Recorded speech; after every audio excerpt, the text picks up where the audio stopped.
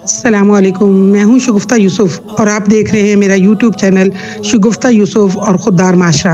अभी चंद दिन पहले मेरी वीडियो आपके सामने आई थी कि खुददार माशरा बनाने के लिए बच्चों की तरबियत कैसे करें। सोचिए जरा, ये इसका दूसरा हिस्सा है। मेरी पोती है, मैं उनको कहती हूँ बेटा अल्लाह से डरते हैं। उसने बड़ा अच्छा मुझे कहा, दादी अम्मी क्या अल्लाह ताला डरावनी चीज है? बड़ा अच्छा सवाल था। देखिए सवाल जो है वो आपको सिखाता है। मैंने भी गौर किया, मैंने कहा नहीं अल्लाह डरावने तो नहीं, अल्लाह तो मोहब्बत करने वाले हैं। अब देखिए अल्लाह नजर नहीं आते लेकिन अल्लाह फील होते। अल्लाह ने बच्चों को माँ बाप दिए इतने मोहब्बत करने वाले। आप बताइए कि ये माँ बाप अल्लाह ने दिए हैं, ये आपको मुझे अल्लाह ने दिया है। मैं आपसे मोहब्बत करती हूँ, आप मुझसे मोहब्बत करती हैं, तो अल्लाह वो है जिसने मुझे आपको दिया। अल्लाह वो है जिसने आपके मामा को बनाया। अल्लाह वो है जिसने आपके बाबा को बनाया। अल्लाह वो है जिसने रोज आपको इतनी मजे मजे की चीजें देते हैं। आप सोचते हैं आपके बाबा ले आते, आप सोचते हैं आपको दादू दे दे। ये चीज अपने अंदर भी लेकर आनी है और अपने बच्चों के अंदर भी लेकर आनी है। फिर डरने का मतलब बच्चों को मैंने यूं समझाया कि देखिए जिससे मोहब्बत की जाती है उससे डरा भी जाता है। यानी कि मेरी बेटी को ये पसंद नहीं है तो मैं ये ना बनाऊं, वो भूखी रह जाएगी। तो क्या उसकी मोहब्बत में कमी आने की वजह से मैं उससे डरती हूँ। तो अल्लाह का तकवा ये है कि अल्लाह की मोहब्बत कम ना हो जाए, अल्लाह जो मुझे दे रहा है वो कम ना हो जाए। मैं अल्लाह की मोहब्बत में वो सब कुछ कर लूँ जो उसने करने को कहा और अल्लाह की मोहब्बत में उन सब चीज़ों से मना हो जाऊँ जो अल्लाह ने मना की है। अल्लाह से ये है मतलब डरने का। अल्लाह डरावनी चीज़ बिल्कुल भी नहीं है। अब ये देखें, ये इस्लामी अखलाक से मुराद इस्लामी आदात ही है। सबसे बड़ा अखलाक क्या है? वो ये है कि आप गुस्से में ना आए। इंसानी जज्बा अल्लाह ने रखा है लेकिन ये बुराइयों के लिए रखा है। दिल में बुरा जाने, अपने अमल से उसको पीछे कर दें, लेकिन गुस्सा जो है वो चीज़ों को ख़राब कर देता है। आप तहम्मुल से चीज़ों को लीजिए और अमलन उस चीज़ को कि जैसे झूठ नहीं बोलना, चाहे उसका नुकसान हो जाए। आप कहें कि देखिए झूठ बोलने वाले पर मुझे गुस्सा आता है, झूठ नहीं बोलना। फिर मैं गुस्सा करूं फिर तो ठीक है, लेकिन मैं गुस्सा नाजायज़ करूं वो मुझे नहीं करना। अपने अमल से बच्चों को बताना है कि गुस्सा हराम है, गुस्सा वो जो है मना किया है हमारे इस्लाम में। और कोई भी चीज़, किसी की भी चीज़ की ख़राबी की अगर पीछे तहकीक की जाए तो उसके पीछे गुस्सा ही होता है। तो इस्लाम इतना प्यारा दीन है कि जिसमें नबी सल्लल्लाहु अलैहि वसल्लम ने फरमाया कि तुम में सबसे बहादुर वो है जो अपने गुस्से को पी जाए, और पहलवान वो नहीं जो अपनी कुश्ती को पछाड़ दे, बल्कि पहलवान वो है जो अपने गुस्से को पी जाए। ठीक है। और कुरान की भी आयत है कि जो तकवा वाले लोग हैं वो गुस्से को पी जाते हैं। तो हमें अपने माँ बाप को अपने बच्चों के सामने गुस्से का इजहार नहीं करना।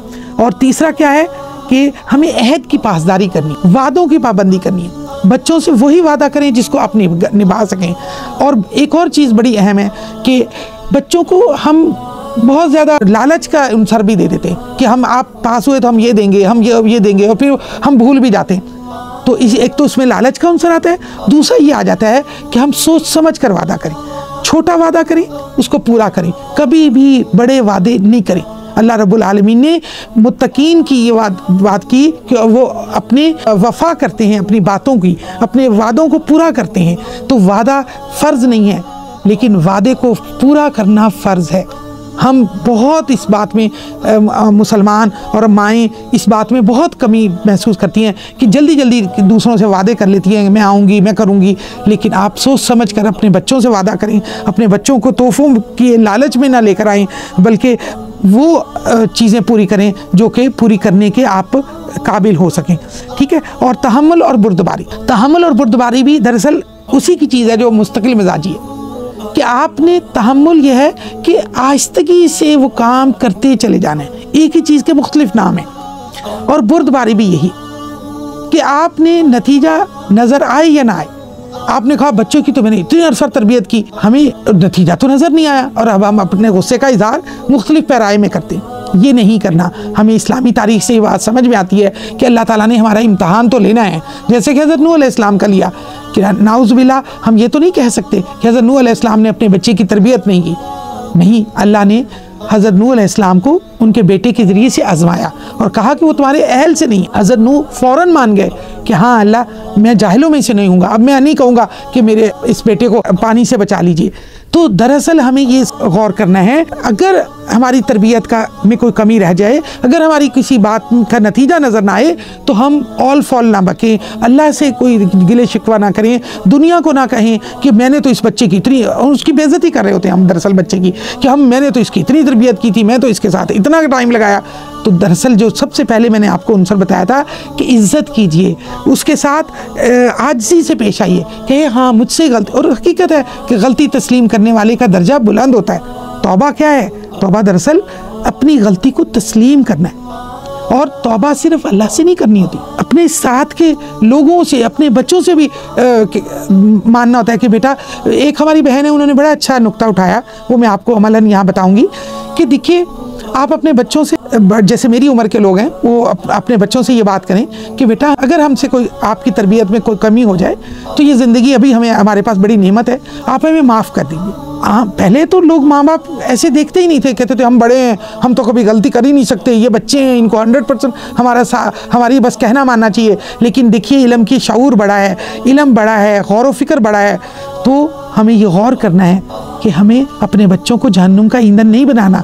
जैसे कि सबसे पहली आयत में मैंने कहा था कि अपने आप को भी जहन्नुम से बचाएं और अपने घर वालों को भी बचाएं। तो जब आप बच्चों से माफ़ी मांगेंगे कि बेटा, अगर मेरी तरबियत में कोई कमी रह गई हो तो बेटा, आपने अपने बच्चों की तरबियत में ये चीज़ नहीं लेके आनी, बहैसियत इंसान मुझसे गलती हुई है। तो आप जब ये करेंगे तो अमलन बच्चा आपसे तौबा को देखेगा, और असल तौबा यही है, तौबतन नसूह यही है। ये वो झूठों की तौबा है कि हम इस्तग़फ़ार करते रहते हैं और कहते हैं कि बस हमारी तो इस्तग़फ़ार हो गई। ये इस्तग़फ़ार बिल्कुल भी नहीं है। इस्लाम की इस्तग़फ़ार ये है कि आपने तहम्मुल और बुर्दबारी से अपने काम करते चले जाना है, फिर उसमें कोई कमी हो जाए तो उसको अल्लाह से भी माफ़ी मांगनी है, और जिनसे आप मामलात कर रहे हैं उनसे भी माफ़ी मांग लेनी है। ये इस्लाम की खूबी है। फिर इसके बाद नरमी और खुश अखलाक़ी से हर एक से बात करनी है। ये प्रैक्टिस करने से आती है। ये किताबों से पढ़ के कभी अखलाक नहीं सीखे जा सकते। और प्यारे नबी हज़रत मोहम्मद सल्लल्लाहु अलैहि वसल्लम को अल्लाह ने जो मबूस किया और किताब उनके दिल पर नाजिल की, और उन्होंने 23 साल में लोगों को अमल करके ये सारी बातें बताई, तो दरअसल ये अखलाक के ज़रिए से आपने सिखाई। तो हमें इस अखलाक को दर्जा बदर्जा अपने अंदर लेकर आना है। और ये एक नबी सल्लल्लाहु अलैहि वसल्लम की एक हदीस है कि नरमी और खुश अखलाकी से बातचीत करना नेकी है, और ये एक किस्म का सदका है, यानी सच्ची बात है। सदका हम समझते हैं पैसा देना ही सदका है, नहीं, रास्ते से पत्थर हटा देना भी सदका है। तो सदका हर सच्ची बात, हर सच्चा अमल, हर सच्ची बात को अडॉप्ट कर लेना, ये सदका है। और ये याद रखिए, ये करके चखी हुई चीज़ है मेरी, कि अल्लाह की बातों पर जब आप अमल करते हैं तो आपके अंदर नरमी पैदा होती है, जब आप गुनाह करते हैं आपके अंदर सख्ती पैदा होती है। तो आपने आज के बाद ये चखनी है चीज़ कि आप गुनाह करके देखिए कि आपके अंदर सख्ती आ गई, आप नेकी करिए, आपके अंदर नरमी आ जाएगी। नरमी कोई ऐसी चीज़ नहीं है जो बाजार से खरीद के ले आएँ, और सख्ती वो नहीं है कि हम किसी के हकीम के पास चले जाएं और कहेंगे हमारे अंदर से सख्ती ख़त्म हो जाए। नहीं, आपके अंदर तकवा हो, आपके अंदर नबी सल्लल्लाहु अलैहि वसल्लम की सुन्नत हो, सीरत पर अमल करने की जज्बा हो, आपके अंदर खुद ब खुद नरमी आ जाएगी। और आज हमारे बच्चों को इन सारी बातों की और अमल करने की ज़रूरत है। लेकिन फिर दोबारा मैं रिपीट करूँगी कि जिन बातों को आप अपने बच्चों के अंदर देखना चाहते हैं वो गौर कीजिए, क्या वो आपके अंदर हैं। और सबसे बड़ी बात कि तन्हाई में अपना टाइम गुजारें, लोगों की ज़बान पर ना जाएं, अपना जायज़ा तन्हाई में लें। और सबसे बेहतरीन बात कि अल्लाह ने जो मुसलमानों पर फ़र्ज़ तो नहीं है, लेकिन सबसे बेहतरीन नमाज जिसको फ़र्ज़ नमाज़ों के बाद कहा, तहज्जुद का वक्त है। वो तहज्जुद का जो वक्त है वो आपके बच्चों के लिए बेहतरीन है। कैसे बच्चों के लिए? बच्चे तो सोए होते हैं, लेकिन वो माँ जब उठ के अपने लिए, अपने शौहर के लिए, अपने बच्चे के लिए दुआ करती है, वो चाहे 5 मिनट की दुआ, वो मेरी चखी हुई चीज़ है, मेरी अमल की हुई चीज़ है कि इतनी पावरफुल है कि जब अल्लाह ने कह दिया कि फरिश्ते आसमान से ज़मीन पर उतरते हैं, कौन है जो उनसे इस्तग़फ़ार की तलब करता है, कौन है जो उनसे फ़ज़ल मांगता है अल्लाह से। तो आप अपने बच्चों के लिए फ़ज़ल मांगिए, आप अपने बच्चों के लिए अपने अंदर ये जज्बा डालिए कि मैं अच्छी माँ बनूँ। और ये करके चखने वाली चीज़ है कि आप कहें कि मैं दुनिया की बेहतरीन माँ बनने की अपने अंदर सलाहियत पैदा करूँ। अल्लाह ताला आपको इंशाअल्लाह उम्मत मुस्लिमा की बेहतरीन माँ बनाएगा। आपके हाथों से जो बच्चे परवरिश पाएंगे वो इंशाअल्लाह उम्मत मुस्लिमा के बेहतरीन बच्चे होंगे, और वजअलना लिलमुत्तकीना का मसदाक होंगे कि वो लीडर होंगे। ये जो मुत्तकीना इमामा है ना, ये दरअसल लीडर की डेफिनेशन है। लीडर कौन है? जिसको अपने ऊपर कंट्रोल होगा वो लीडर होता है ना। लीडर वो नहीं है जो दूसरों के ऊपर हुक्मरानी करता है। लीडर वो है जिसको अपने ऊपर हुक्मरानी करनी आती है, जिसको अपने ऊपर हुक्मरानी करनी आ गई वो दूसरों से भी हुक्मरानी करवा लेगा। तो मैं अपनी बात को ये ख़त्म करूँगी कि आप अपने ऊपर तहज्जुद पढ़ने के लिए अपने ऊपर हुक्मरानी कीजिए कि सुबह फजर की नमाज से 15 मिनट पहले का अलार्म लगाइए और उसमें अपने बच्चों के लिए जो मांगना है मांगिए। अल्लाह रब्बुल आलमीन ने आपको माँ बनाकर बहुत बड़ी नेमत से नवाजा है। आप अल्लाह तख्लीक करता है, आप भी तख्लीक करती हैं, तो लिहाजा अल्लाह आपसे बहुत बड़ा काम लेना चाहता है। अल्लाह मुझसे और आपसे बेहतरीन काम ले और उम्मत मुस्लिमा को बेहतरीन लीडर फराहम करने में हमसे कोई काम ले ले। व आखिर दावना अनिल हम्दुलिल्लाहि रब्बिल आलमीन।